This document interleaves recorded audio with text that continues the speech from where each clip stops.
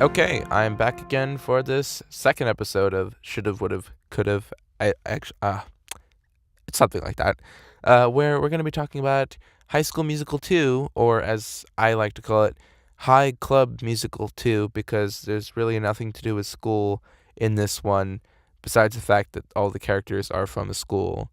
But we'll get to that. So, back again here with my trusty little notebook.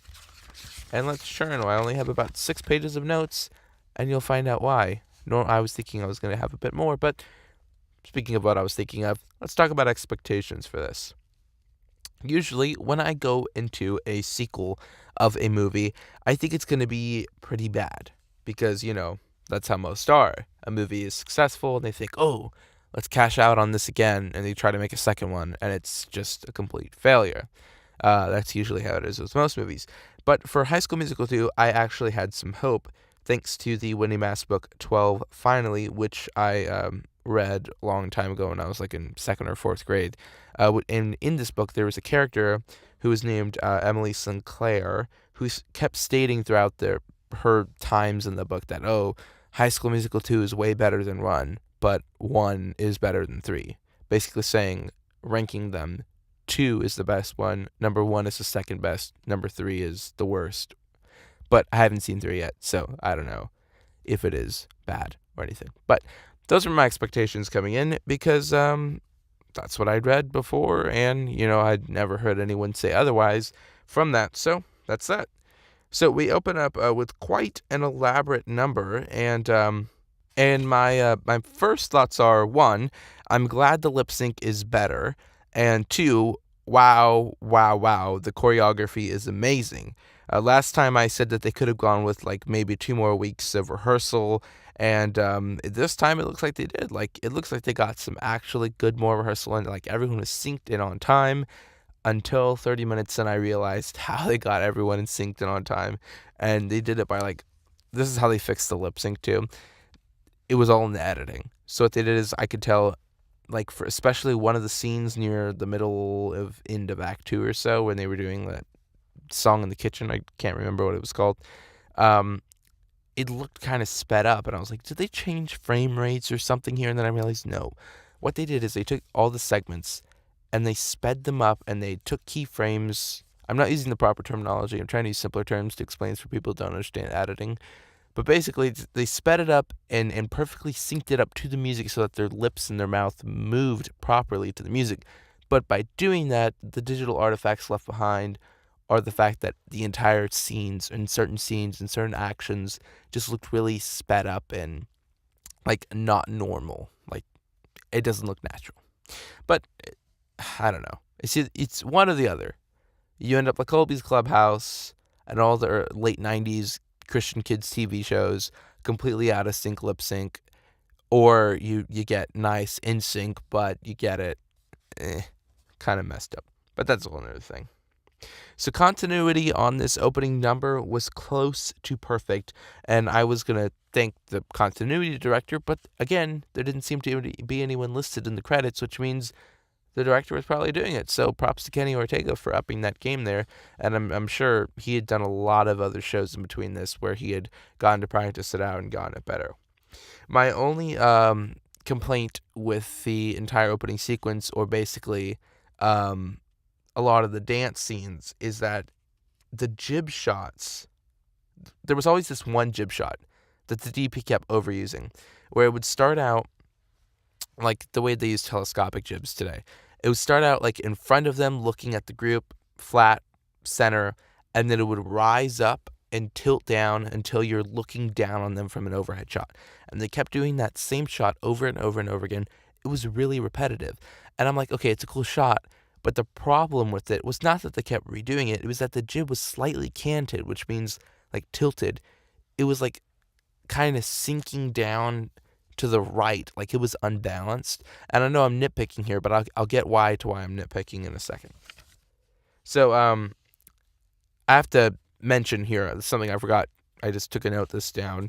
and I forgot to talk about this in the last one, is that I worked in the past as a lighting designer for this musical where the director 100% exactly looked, dressed, and acted like the kid who was the composer for the last musical of that show, the kid named Kelsey or whatever, the one who's always at the piano. I'm not joking. 100% like exactly like the kid.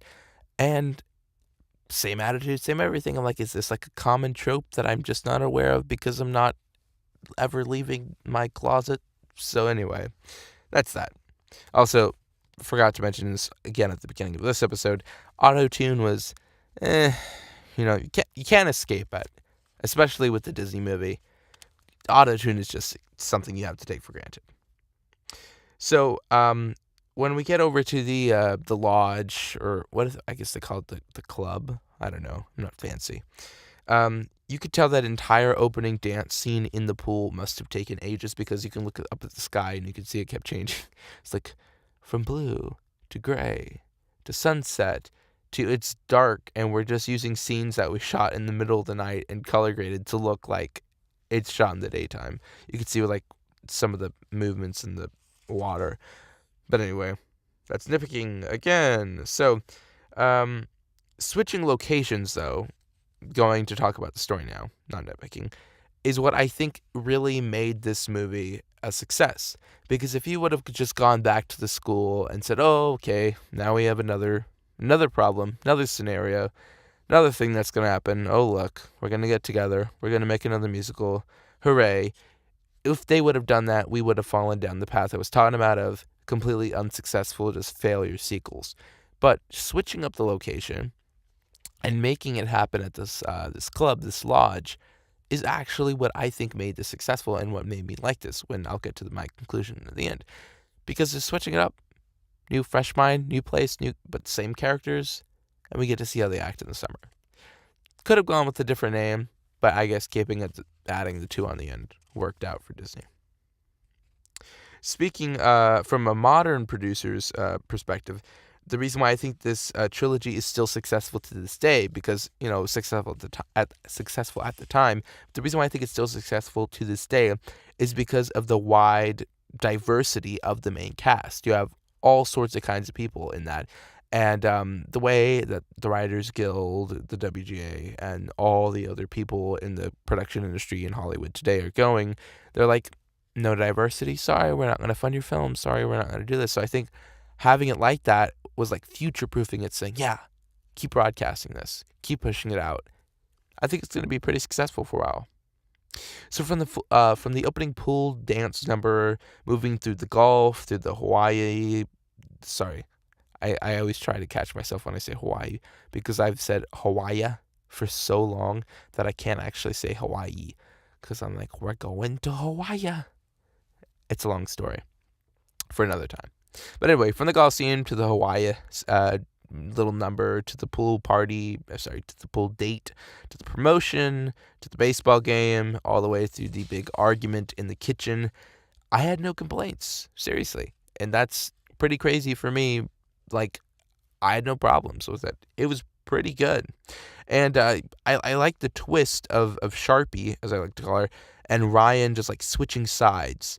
Peter, the writer, really thought this one out when he wrote it and outlined it, because that's interesting. I know it was kind of predictable. Like, I'm going to say, this movie was a little bit predictable, or I guess a lot, but it wasn't predictable in a bad way. Like, there's a lot of movies that you're like, oh, this is going to happen. That's going to happen. Okay. I'm checking out. I'm just going to pay attention to my popcorn bucket. This kernel of popcorn shaped like Lady Gaga is more interesting than this movie. But anyway, I liked it. Also, my last nitpick from last episode was with the prop department, about how they were using supposedly wireless finger quotes SM58s when you could clearly see the exposed XLR port at the bottom. They fixed that up. They seem to have got what looks like some Odyx i5s, and they threw some little fake antenna things into the port that made it look wireless. Looked good. Even though something I've always wondered is, in movies, if they're going to be holding mics, that's like the best thing for you to do. Like, don't worry about having the boom guy walk around with the mic. They're holding their own mic. They're going to get great sound. Maybe put an extra lav mic on them for sync or something. But it'll be great. But no, they have to use their own boom mics, whatever. I guess it's because you have to make the audio sound consistent throughout the entire show. But I know, like on Frasier, they just gave up and they're like, yeah, the mic on the desk is the mic that's going to be picking up your voice. And we're only recording external audio just for syncing and post. But that's that. So, a couple little notes I have left. Focus puller. Whoever was pulling focus for this, I am sorry.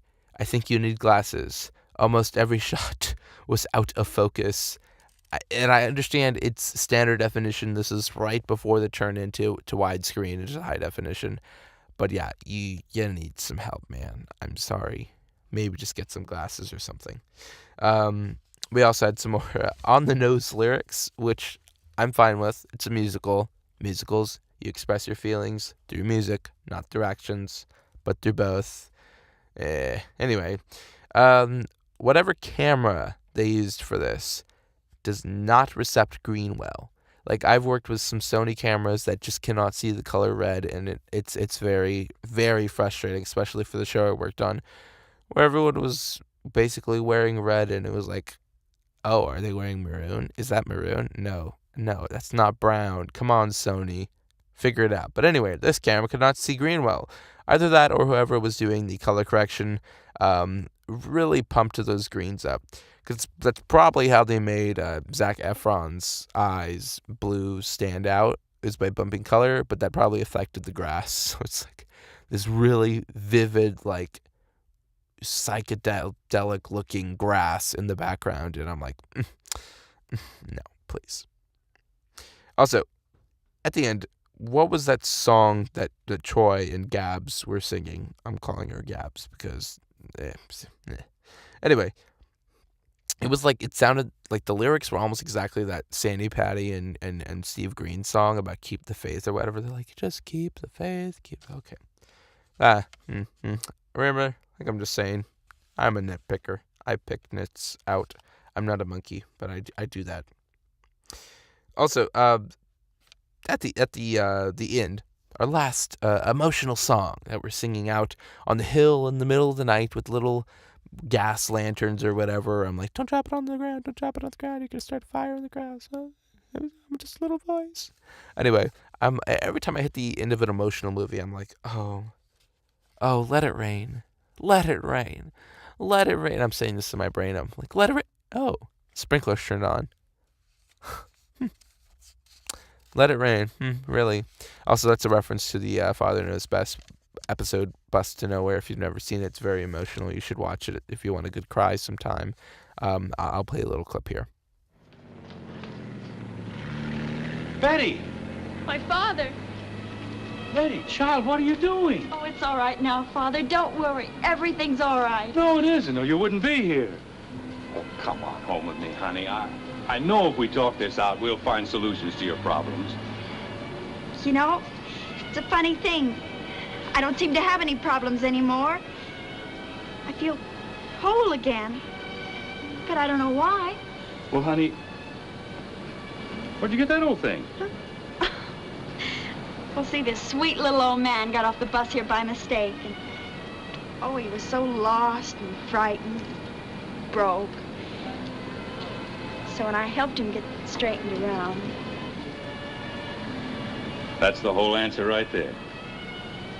This little old man, maybe he was sent to remind us that real happiness comes from doing things for others and forgetting myself and my own petty little problems. You know, I've sure been missing the bus lately. Like the one I missed tonight. And this one cost me $9. Well, don't worry about it, honey. If the company won't refund it, I will. Hey, it's beginning to sprinkle. Well, let it rain. I can handle it now.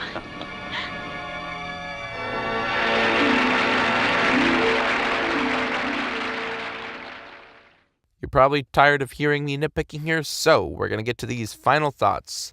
Number 1, character arc was actually great, like really good. Disney ain't this good no more. I'm sorry, but this was pretty good. I liked it. Number 2, it was predictable, like I said, but it was not annoyingly so. I actually enjoyed it. Really. If I look back at all of my notes, and if you listen back to everything I've said, almost 100% of my complaints or nitpickings have to do with production stuff.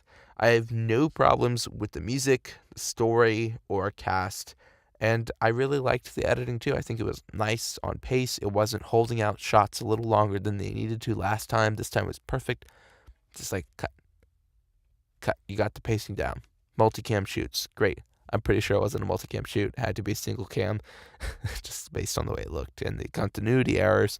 But yeah, looked really good. So surprisingly, I will give this a solid 9.5 out of 10.